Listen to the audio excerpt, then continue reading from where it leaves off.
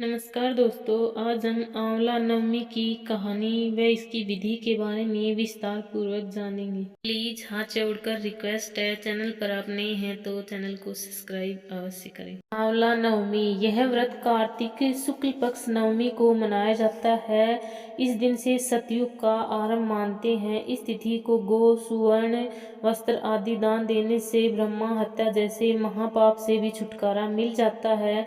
इस दिन आंवले के वृक्ष की पूजा की जाती है। पूजा विधि विधान से प्रातः स्नान करके शुद्धात्मा से आंवले के वृक्ष के नीचे पूर्व दिशा की ओर मुंह करके बैठते हैं। फिर उसकी जड़ में दुग्ध धारा गिराकर चारों ओर कच्चा सूत लपेटते हैं। कपूर वर्तिका से आरती करते हुए 7 बार परिक्रमा करते हैं। आंवला वृक्ष के नीचे ब्राह्मण भोजन तथा दान देने से हमें विशेष फल की प्राप्ति होती है। अब हम इसकी व्रत कथा सुनेंगे। एक बार काशी नगरी में एक बहुत धर्मात्मा, दानी तथा निसंतान एक वणिक रहता था। वे पति पत्नी दोनों संतान के अभाव में दिनों दिन कातर तथा मलिन होते जाते थे। कुछ समय पश्चात वेश्य की पत्नी से एक ने कहा कि यदि तुम किसी पराये लड़के की बलि भैरव के नाम से कर दो तो यह पुत्र कामना अवश्य पूरी हो जाएगी। ये बात वेश्य के पास भी पहुंची, मगर उसने अस्वीकार कर दिया। लेकिन सखी की बात वेश्य की पत्नी भूली नहीं, मौके की तलाश करती रही।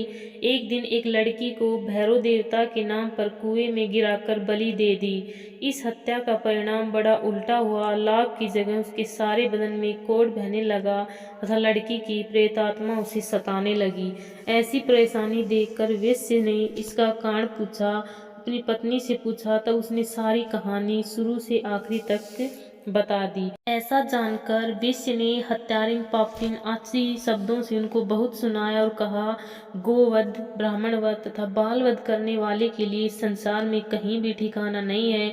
इसलिए तू गंगा तट पर जाकर स्नान कर, वंदन कर, तभी तू इस कष्ट से छुटकारा पा सकती है। वेश्य पत्नी ने ऐसा ही किया, गंगा किनारे रहने लगी। थोड़े ही दिन बीते थे कि एक दिन गंगा जी वृद्धा स्त्री का रूप बनकर आई और कहने लगी, हे दुखिया, तू मथुरा नगरी में जाकर कार्तिक नवमी का व्रत रखना तथा आंवला वृक्ष की परिक्रमा करते हुए पूजा करना। यह व्रत करने से तुम्हारे सब पाप नष्ट हो जाएंगे। घर आकर उसने अपने पति से सारी बात बताई और आज्ञा लेकर मथुरा जाकर विधिवत व्रत रखकर पूजन किया।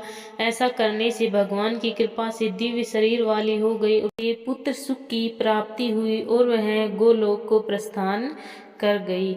आंवला नवमी का व्रत अवश्य रखना चाहिए। इसके करने से जाने अनजाने में किए हुए पापों से छुटकारा मिल जाता है और हम स्वस्थ काया को प्राप्त कर लेते हैं। कहानी अच्छी लगी हो तो प्लीज चैनल को सब्सक्राइब करके अवश्य जाए। Thank you.